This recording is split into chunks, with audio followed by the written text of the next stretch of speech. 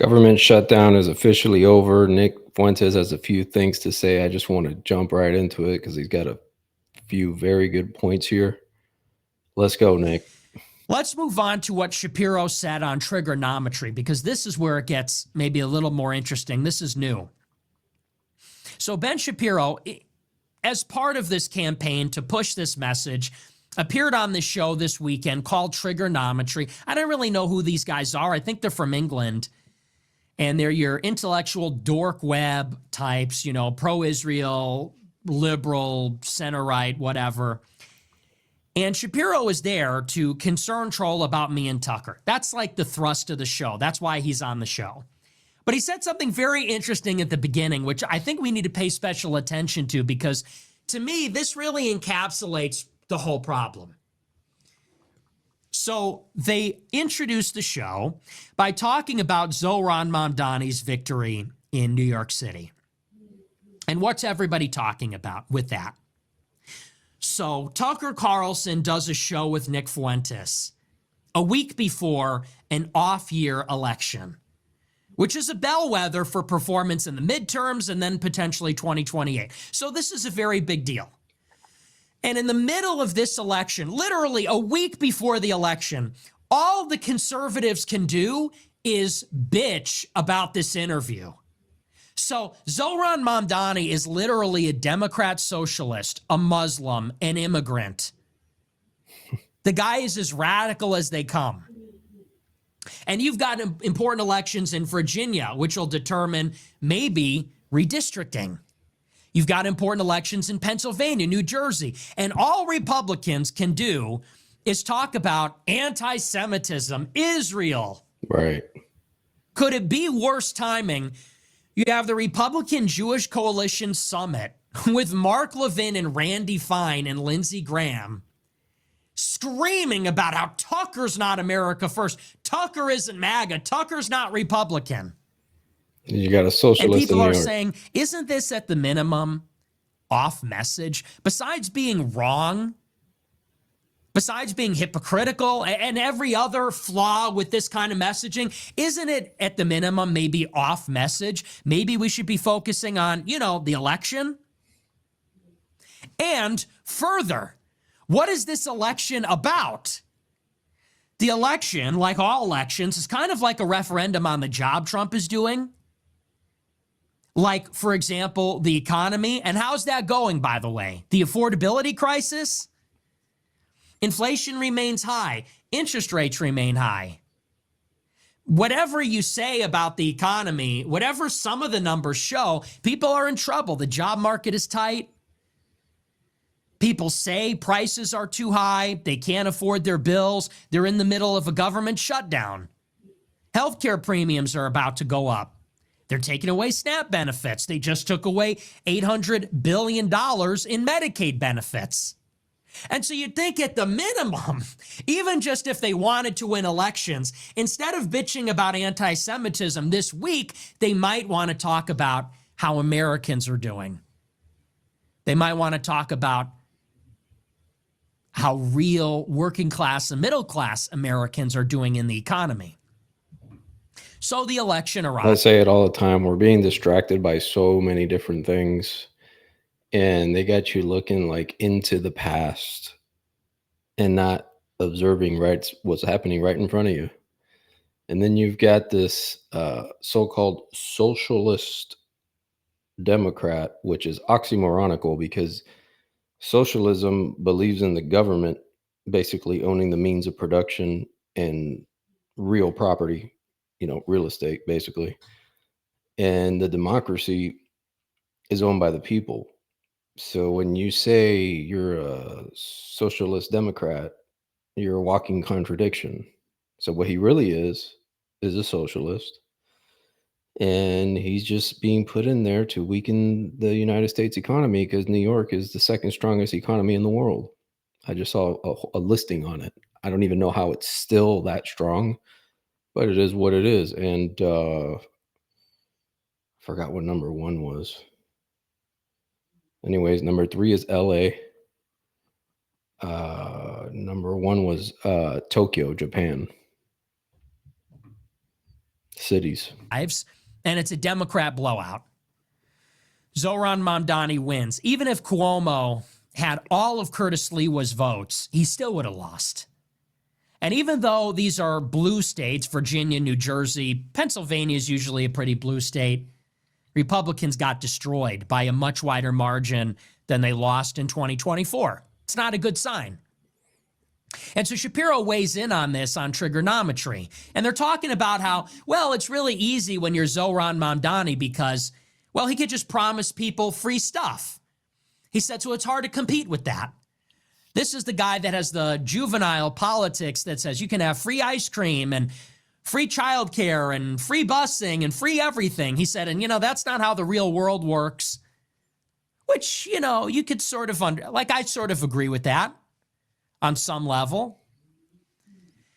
I think that, I'm not a socialist. I'm not a democratic socialist. And you can believe that we should speak more about affordability without necessarily prescribing more welfare and more free stuff. But then he takes it a step further. And I want to read to you, this is an exact quote from Ben Shapiro in his interview on trigonometry. This is what he says. And you tell me what's wrong with this. He says, quote, "We have trained an entire generation of people to believe that if their lives are not what they want them to be, it's the fault of systems as opposed to decisions that are in their own control. And politicians have a stake in selling that." There's some truth in that. He says a lot of people in our industry have a stake in selling that. It makes people feel good about themselves and bad about the world. And the reality is, if you want a better life, you should feel better about the world and worse about yourself until you actually, go and do the right things. Here's where it gets good. He says, if you're a young person and you can't afford to live here, maybe you should not live here. That is a real thing. We've grown up in a society that says you deserve to live where you grew up. The audacity. Imagine feeling entitled to that. He says, but the reality is that the history of America is literally the opposite of that. The history of America is about going to a place where there is opportunity. And if the opportunities are limited here and they're not changing, you should really try to think about other places where you have better opportunities. Wow. So much wrong with this message. Traitor. And I would say in the first place, this echoes a conversation that Shapiro had with Tucker Carlson 5 years ago, where Tucker Carlson said, there's a feeling in America that things are changing too rapidly, that we are being crushed by the creative destruction of the market, the technological innovation, immigration, free trade. It's all altering society at a breakneck pace. And it feels like Americans in the heartland, in between the coasts, are sort of an afterthought. The industry's being hollowed out. The neighborhoods are being altered. The people are being displaced. He said, and people feel like they want to live in the town where their ancestors are buried, where 3 or 4 generations or beyond of their ancestors are buried. And they're being told, just go work on an oil rig or something. And Shapiro says, well, you're not promised that. He said, all you're promised in America is the adventure of a lifetime. He got excoriated for this 5 years ago. This is still his ideology. So the message to all the people that voted for democratic socialism in New York is, if you can't afford to live in the nation's biggest city, well, get lost. You grew up in New York and you can no longer afford to live in New York? Well, get lost. Go move somewhere else. Go move to Ohio or something. Go move wherever. If you can't afford to live in LA and San Francisco and Miami, Chicago, well, go move somewhere else. That's what America's about. You don't deserve to live where you grew up. Now, let's just say first and foremost, is the irony lost on anybody that this is coming from a Jewish Zionist who says that if Israel gets in any trouble, that America needs to go and defend them? That if Israel gets into any trouble, America has to send Israel taxpayer money? So So let me get this straight. If you're in America, born in America, you're an American citizen, and you're born in New York City or Chicago, the place where your ancestors lived, if you can't afford to live there, you can't afford housing or transportation or cost of living, you got to get lost then. But if you're a Jew and you live in Israel and you have missiles flying at you, well, then the solution is America has to go and bail you out? Right. In other words, the American taxpayer has no obligation to bail out the American people. The American government has no obligation to the American people. Americans are not entitled to live in America. But Israel is entitled to all of that. If you're an American and it's not comfortable for you in New York, hey man, get lost. Don't expect the American government to help you. But if you're a Jew in Israel and you're in trouble, well, then America has to send you missiles and fight your wars and give you money. Really? Israel's health care is paid by America. Not only that, I mean, the United States always says, oh, we have to go over here to Iraq because, Saddam Hussein has got weapons of mass destruction and he's oppressing his people. And the same thing with Muammar Gaddafi. We got to go all the way over there. And, this guy's a tyrant and, so on and so forth. And come to find out, Muammar Gaddafi was just helping his own people. He was creating a gold coin. He wanted to get away from the US dollar. We went in there and basically wiped him out. And, they say all this stuff about the dictatorships and this, that, and the other. The hypocrisy lies. You got Cuba 90 miles off the tip of Florida, and the United States allows communism in the Western Hemisphere. So it's all a game. So I don't trust any of them, basically.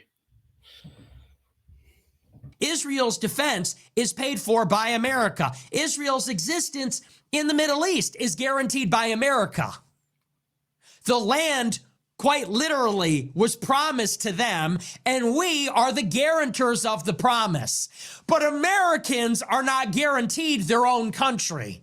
Yeah, that's fair. Americans are not guaranteed their own city, their own town, by their government. Really?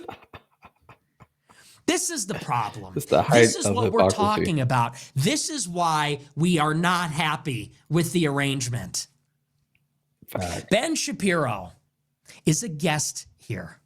He's a child of immigrants, recent immigrants. He married an Israeli. Do you know that about Ben Shapiro? Do you know that his wife is not even American? His wife is Israeli, which means his children are Israeli. So he is truly a foreigner. What's the problem, Ben? An American wasn't good enough for you? You had to marry someone from another country, in another country? He had to move to Florida where there's all Jews there. He moved to a neighborhood, of course, South Florida is all Jewish. What's the problem? You couldn't find an American woman, couldn't get married in America? You didn't like Nashville? This is the problem. Let's spell out the problem very simply. For the Jews, they are blood and soil nationalists. It has to be Jews by blood in Israel, that plot of land. God gave it to them. And God help anybody that gets in the way. What does it mean to be Jewish? It means to have a Jewish mother. They're Jewish by birth, by blood, by genetics. According to Jewish law, you are Jewish if your mother is Jewish, and this goes all the way back to Adam and Eve, they believe. Goes right to the beginning. They believe in blood and soil nationalism in Israel. In order to secure citizenship, all you have to do is prove you're ethnically Jewish on a DNA test. It's called birthright. It's your birthright to live there. And so for Israel, they're blood and soil nationalists. They're fascists. Ben Shapiro says, All the Arab Muslims need to be picked up and kicked out of Israel because this needs to be a Jewish country for Jews. It has to be here. It has to be ethnically Jewish people living here. The state has to be Jewish. It's a Jewish nation. They're Jewish nationalists. God promised them that. Oops. Lebanon and in Iran. Jeez. I will bring up this point. There's I know what he's talking about, but at the same time, there's Jewish people that have nothing to do with this. But at the same time, he's right, because you have Hollywood and you get a lot of different, producers and this, that, and the other, which are Jewish, promoting all this mayhem, chaos. They basically want to confuse the hell out of the United States and then make Israel this place where they're not even going to intermix at all. Zero. Because they don't do it. I had I know it because, like, my grandfather married a Jewish woman, a Cuban Jewish woman, a Jubin, we call them. And she was cool. She was a nice lady, but she had nothing to do with none of this stuff. But yeah, they got their traditions. So it's like, it's very hypocritical to say that, hey, you can't, don't be racist, don't be this, don't be that. And then the most racist people in the world is them. We're God's chosen people. Everybody else is dogs. You don't get more racist than that. Only Jew I trust is Jesus Christ, man. Like, period, end of story. Straight up. I don't know, I lost my place on this thing. Hold on, I'm going to find it. Sorry about that, guys. Buzzkill, but I'm going to fix this. Look at this guy. Hey, man. You want to mess with the Italian, Mexican, man? All right, let's get back to it. And I'm not saying we should hurt him or anything like that, but I'm saying, well, what do we do with you, Matt Walsh? We got to stop giving him quarter and giving him an excuse and saying, well, he's good on 90% of the issues. Yeah, he's a slave. That's a big one. He's Ben Shapiro's slave, but yeah, he's right about, Disney Plus or whatever. He's right about the Snow White remake. He's got a great take on transgender people in sports. Who cares? He's Ben Shapiro's slave. So anyway, that's Daily Wire. We're going to move on. We're going to get into the government shutdown. We're almost out of time, actually. There's a part I want. Have I been monologuing for 2 hours? Like an hour and a half. All right. Well, we will cover the government shutdown. Then we got to move on. Or should I save it for tomorrow? Well, I should probably cover it. All right, well, we'll cover the government shutdown. It's getting too hot in here. I have a problem with my my heat. It's always something, man. I turn the heat on and it just keeps getting hotter. You put it on 70 and it activates the heat and it just keeps heating up. So it's probably 78 degrees in the studio right now because I put it to 70 and it just blows right. The thermostat's broken. So if we could turn off the heat, I'm like the frog in boiling water. I'm not even joking. Here's a point, man. Like, he's very well spoken. Another thing too is that he does joke around. So they're basically grabbing certain things that he says, even if it's like a joke, just messing around, and they're using it against him.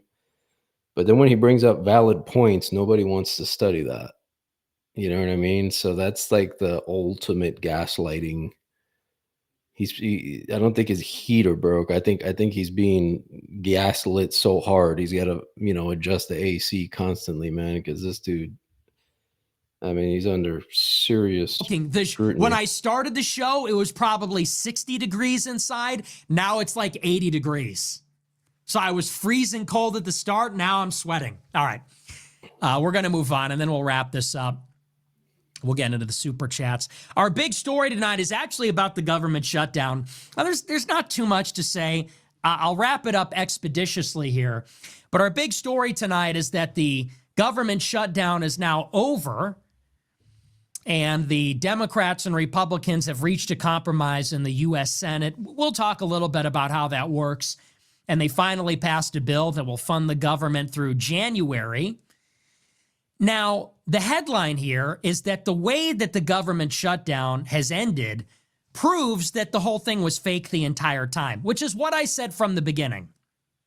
Facts. This entire thing, the whole 40-day shutdown, the furloughs, the food assistance, the flight cancellations, it was all for nothing. It was all political. Mm-hmm. And the reason we know this is because the only reason that the Democrats even gave for shutting down the government is Obamacare subsidies.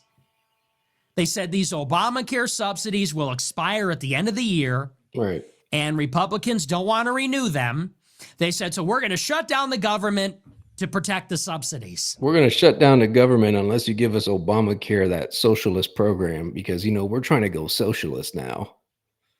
We want to destroy the United States so we can move to the New World Order. That's what it's ultimately about. End of the day, they want to control digital money of the world. Now, that is ostensibly why, that's the why they wouldn't fund the government. Well, here we are, 40 days later, 8 Democrats joined with Republicans to end the shutdown. Did they get the subsidies? No. They didn't get subsidies. Good. They didn't get any other concessions. They got literally nothing. Good. It is effectively a clean continuing resolution. It's the bill that they vetoed at the beginning is identical to the one at the very end. There's no compromise. There's no deal. There's no concessions. There's nothing. So you say, why did they shut down the government? To make a point. They shut it down to shut it down because they wanted to prove to their voters that they were taking a stand against Trump. That's literally it. And that's why I didn't cover it for a month and a half. But this is a story. It's from the New York Times. It says, quote, the Senate began voting on Monday night on a deal to end the nation's longest government shutdown, a day after the plan won the support of a splinter group of Democrats. Even without the concessions their party had spent weeks demanding. The measure had moved ahead with the support of Republicans and a group of 8 defectors from the Democrat caucus who backed it over the opposition of the rest of their party.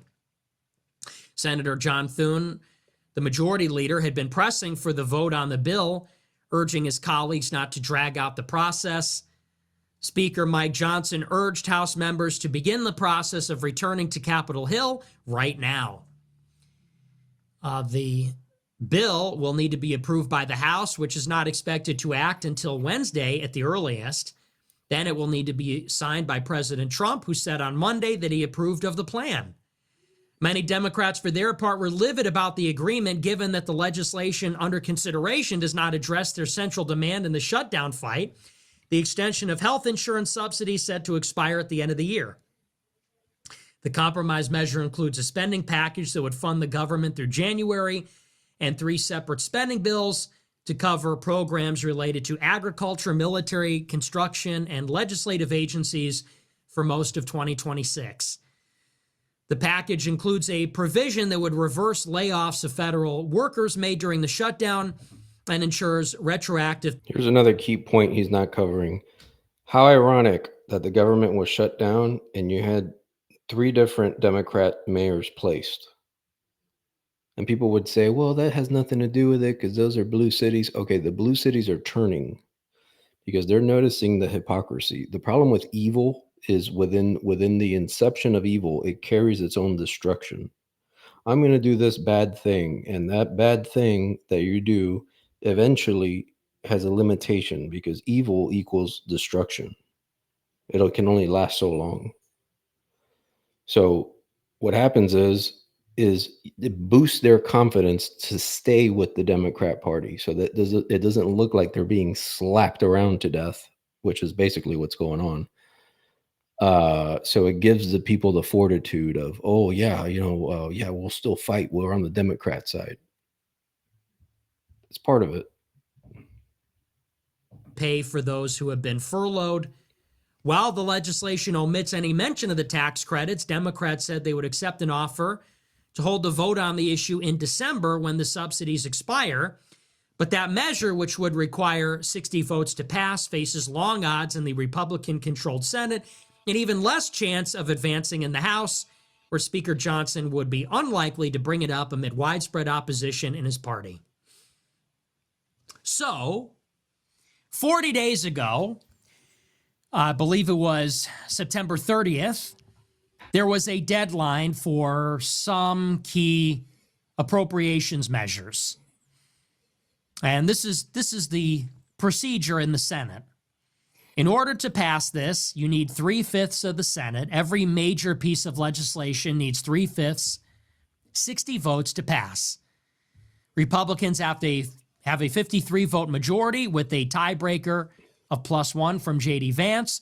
So they need at least 6 Democrats. 6 Democrats to get anything through the Senate. Now, they did this at the beginning of the year. There was another one of these deadlines, another appropriations bill. The Republicans needed a handful of Democrats, and the Democrats provided the votes. And the Democrat base was furious. Why? The federal government needs money to run. Trump won the election. Republicans won the election. You're going to literally prevent the federal government from operating because of this? Republicans control the House, the Senate, the White House. The Democrats, the only leverage that they have is, again, that they need to provide 6 votes to meet this 3/5 procedural requirement. And the Democrats, the voters, the base really expects that the Democratic Party will literally not let the government operate. They will not pass appropriations bills, defense authorization. They will not approve key appointments. And what's the plan? They're going to do that for 2 years until they win the House? They're going to do that for 4 years until Trump leaves the government? What is the expectation there? They're going to shut down the government with 6 votes in the Senate until what? Trump says, all right, I'll just govern as a Democrat. But that is the expectation. And so this isn't really talked about on our side. But if you listen to what the left and the Democrats are saying, they've been very clear about this. They were furious that Chuck Schumer in the Senate allowed that appropriations bill to go through in the spring. And there was this expectation by Democrat voters this time around in the fall that when there was another spending deadline, that Democrats would shut it down literally for no reason. Just to shut down the Trump government, just to eat away at time, distract the president, take his time away from other policy priorities. That was it. Now, they can't come right out and say that. Right. So they shut down the government September 30th. And the Democrats in the Senate, they're very open about this. They do it really just to obstruct the government. That was the reason. Very quickly, they come up with this pretext and they say, well, it's about Obamacare subsidies. We want these healthcare subsidies that are going to expire at the end of the year. We want Republicans to renew them.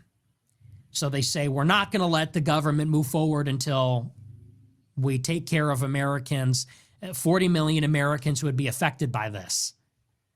Republicans are never going to give. This is a major policy item. Costs $1 trillion. The Republicans just passed a bill, the big, beautiful bill, that is going to increase the deficit by a lot. It's a ton of new spending because of the tax cuts, because of some of the other provisions.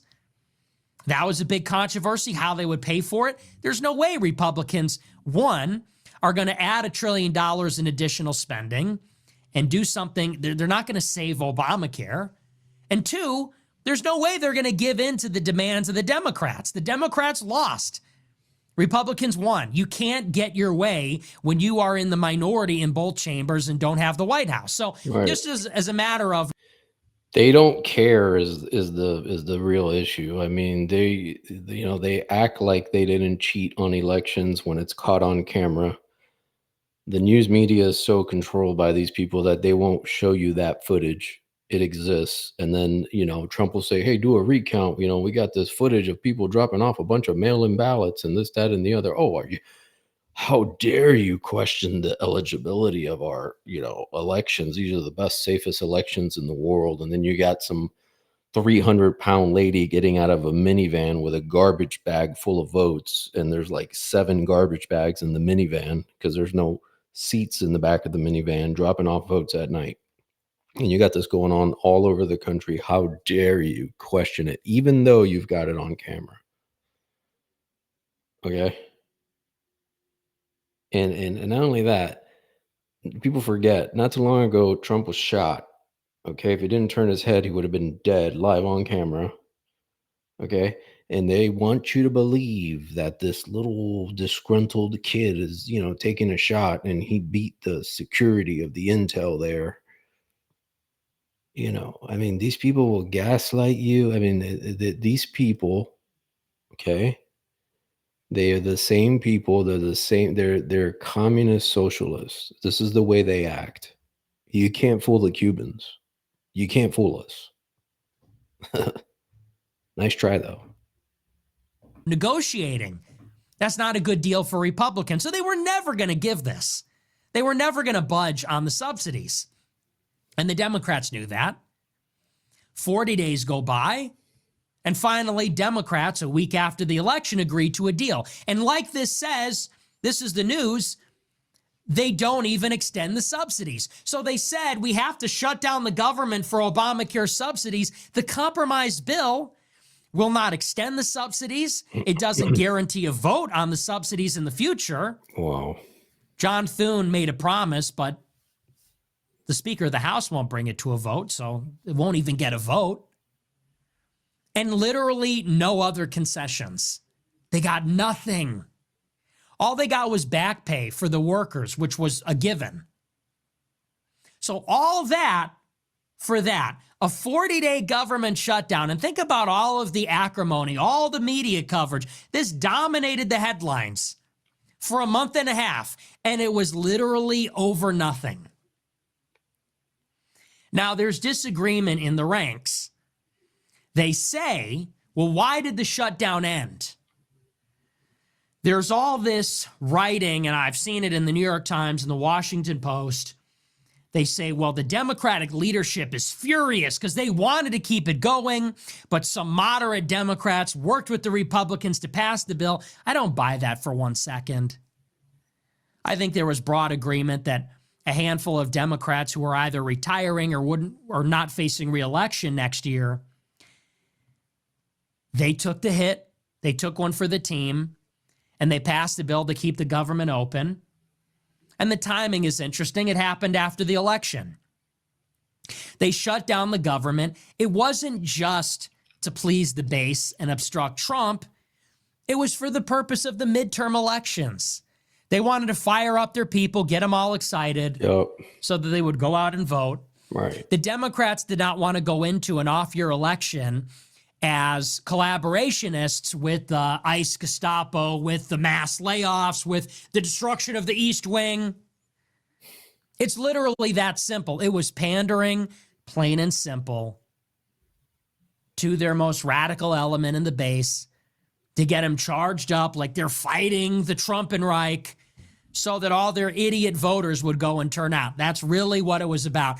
And now that they won the election, and a reasonable amount of time has passed. It's been a week since the election. Now they're going to put on a pouty face and say, oh, all right, well, I guess some of our moderate members are going to caucus with Republicans to end the shutdown. Ah, man, why I oughta. We should have kept the government closed.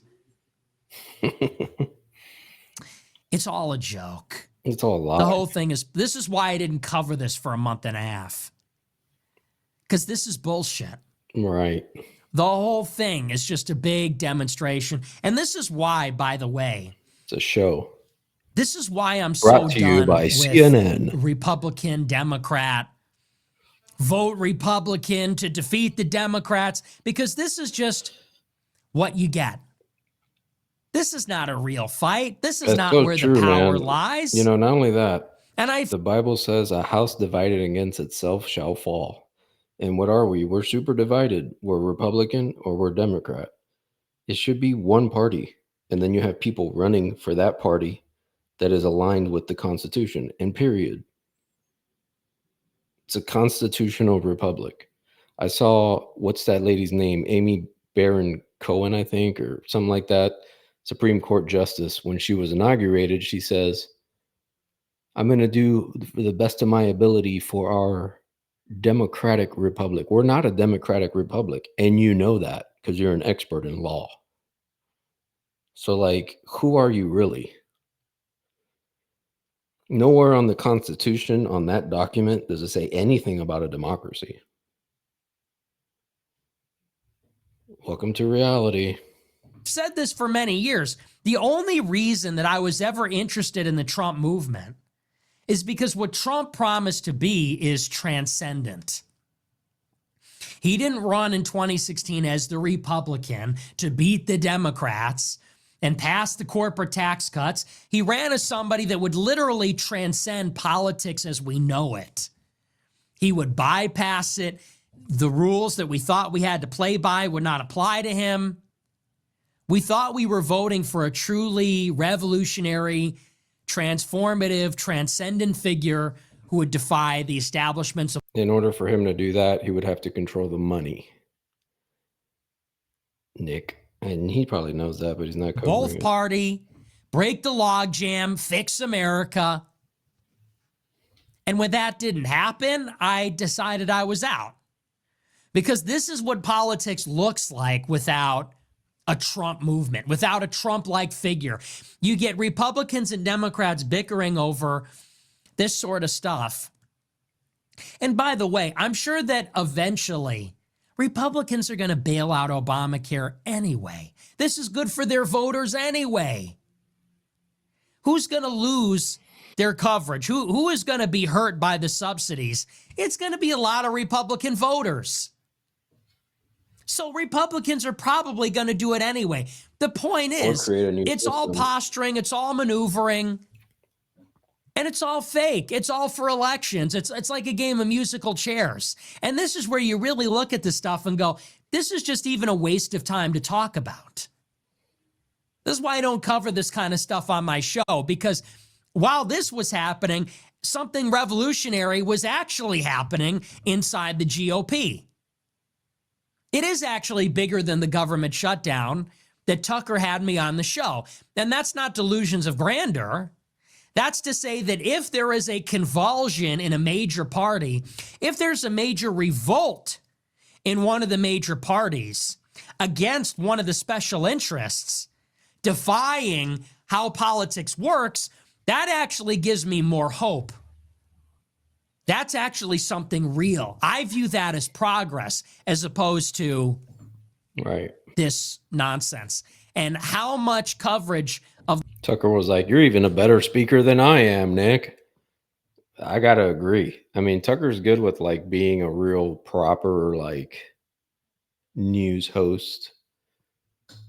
But as far as speaking ability, debate, yeah, no, you're outclassed.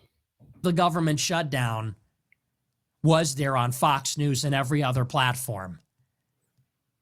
This cottage industry, you have a class of people that are employed to give opinions about this. Analysts and, other assorted cocksuckers go on Fox News for 40 days on the morning show. That's what we need, the assorted cocksuckers party of America. I think a lot of people would vote for that. So the daytime show, the nighttime show, and they say, well, this is nonsense. And that's just a little taste of like, these are the two worlds that we're living in. One way of looking at politics, as I've said from the beginning, is hardball, power politics, transcendent, media market. We want our people to get in there and make a difference. We want our people with their radical opinions to get in there. We want to shift the Overton window. We want to make things acceptable. We want to move the institutions. We want to write the policy. That's politics. That's one world. The other All world right, is, man, listen, let's address the real elephant in the room here, okay? And I like Nick and I know where he's coming from, but the reason that Israel has so much control of the United States is because we don't even know who the private owners of the Federal Reserve is. They print our money, and then you have to pay back these people. Who are these people? Private corporation at interest. So who's pimping the United States, folks? Is the real question, because we can sit here and talk for 25 hours, but at the end of the day, the United States is a business, and a business runs on money. It's a corporation. Who owns the corporation? Hello. vote Republican or the Democrats are going to, it's like, that's just not reality. We're not living in reality there. So anyway, there's your government. I don't have too much more to say about it other than that. I get genuinely irritated when I even have to talk about it because I feel like it makes you sound stupid when you talk about, so the Democrats wanted the subsidies and they're fighting with the Republicans. And the whole thing was fake. Ezra Klein is like leading the charge on the New York Times. Ezra Klein in the opinion section of the New York Times is writing, the Democrats need to shut it down to take a stand against MAGA and this lawless president. Shut the fuck up. It's all fake. They got nothing. And Chuck Schumer's going to do this routine like, oh, I wanted to keep the government closed, but all these 8 Democrats that aren't facing re-election and are retiring, oh, they defied the leadership. That did not happen. That is fake. That's a play. That's a work. They're going to pretend like, oh man, we wanted to keep fighting, but these moderate members from purple districts that just happen to not be up for re-election, they decided to open up the government. Oh, all right. You want to know what really happened? They timed it to keep it closed during the election, but to open it up before Thanksgiving. That's the bottom line. They timed it just enough momentum to blow through the midterms, and then they ground it to a halt before it actually affected the people. Because what was going to happen is that people were going to lose food assistance and their travel was going to be fucked with during Thanksgiving. That's what really happened. Then it affects them. Nobody wanted to shut down travel on Thanksgiving. Nobody wanted to shut down SNAP on Thanksgiving because then there'd be a revolution. Nobody wanted all these government workers Turkeys flying to everywhere. be a month and a half without pay on Thanksgiving, to go into the holiday shopping season without the unofficial government stimulus that keeps the economy flowing. That's what really happened. And so these politicians, they're all on the same side. They did their little play fight in front of everybody. Then the second things got real, they said, all right, yeah, back to business as usual. And nobody was the wiser. I wonder sometimes, and I'm going to do videos on it. I wonder if Nick knows about Eustace Mullins. Research that name. Eustace Mullins.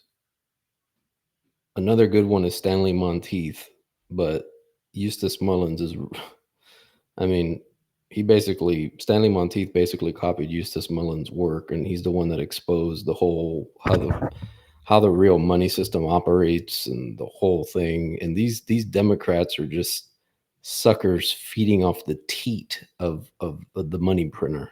Like, that's all they are. And you got Hakeem Jeffries up there breakdancing. We had to shut it down. With the Obamacare, where's my check for doing my job for my masters? Okay. Come on, bro. Nobody buys you, bro. Democrats got their symbolic, metaphorical stand against the government and no subsidies.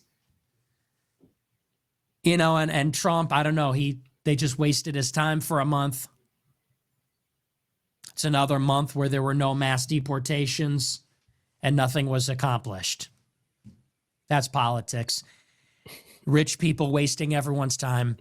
But that's that. We're going to move on. We're going to take a look at our super chats. We'll see what you guys have to say about all this. We'll take a look. Let me get set up here. But honestly, yeah, that's why I hate talking about the kind of partisan politics. I think it's just hackery. I think if you're into that, you're just kind of an idiot. And if you talk about it, you're a hack. Because that shit objectively doesn't matter. All right, let's take a look. Let's see. Well, it's not that it doesn't matter. It's just that it's fake. All right, guys. So there you have it. Nick Fuentes breaking it down. He's right. Some stuff, I don't think he's going in depth, like hardcore. And that's on that particular subject. Join us on the next video. Let's Be Frank TV. We're going to be covering him, a lot of other different type of people too. Join me on the journey. Peace.